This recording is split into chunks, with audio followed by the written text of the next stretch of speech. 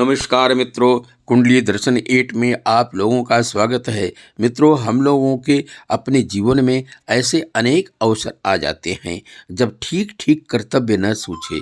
दो बुराइयों में से एक को चुनना अनिवार्य हो जाने पर किसे चुना जाए, यह निर्णय अपनी बुद्धि न कर सके तब क्या किया जाए। आइए इसका निर्णय करने के लिए महाभारत के एक घटना को समझते हैं। अश्वत्थामा हतो नरो वा कुंजरो वा। धर्मराज युधिष्ठिर ने यह कहा था और जानबूझकर कहा था। जब उन्होंने अश्वत्थामा हत कहा, लोगों ने शंख बजाना प्रारंभ कर दिया। युधिष्ठिर के आगे के शब्द शंख ध्वनि में डूब गए। द्रोणाचार्य उन्हें सुना ही नहीं। इस असत्य भाषण के फलस्वरूप युधिष्ठिर को सशरीर स्वर्ग जाने पर भी नरक दर्शन करना पड़ा। युधिष्ठिर को यह छलवा के क्यों बोलना पड़ा?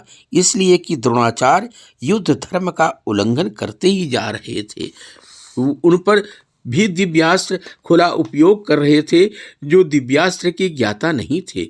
यह निहत्थों को मारने के समान वाली बात थी, अथवा लाठी लिए लोगों पर तोप के गोले बरसाने जैसे वाली बात थी। द्रोणाचार्य के हाथ में शस्त्र रहे जब तक वे मारे नहीं जा सकते थे, और अपने एकमात्र पुत्र अश्वत्थामा की मृत्यु का समाचार ही उनसे शस्त्र त्याग करा सकता था। द्रोण को अधर्म से रोकने और उनके द्वारा अधर्म पूर्वक होने वाले संहार को रोकने के लिए युधिष्ठिर को श्री कृष्ण ने यह छलवा के कहने पर विवश किया।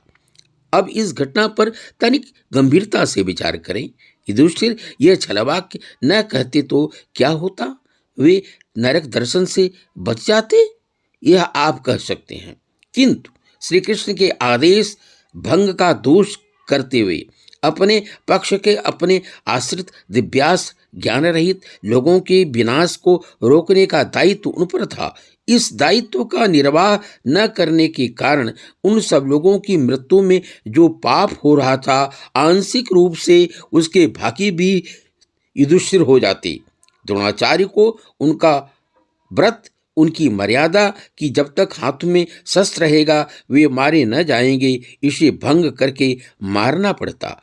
आचार्य मारे तो जाते ही असम्मानित होकर मारे जाते। नरक दर्शन का थोड़ा भय उठाकर भी इन सब अनर्थों से युधिष्ठिर बच गए।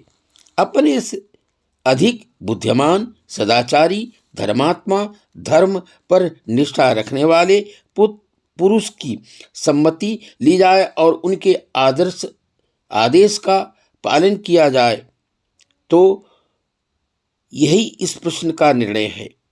मित्रों, अच्छा लगा हो तो लाइक और सब्सक्राइब करें। धन्यवाद।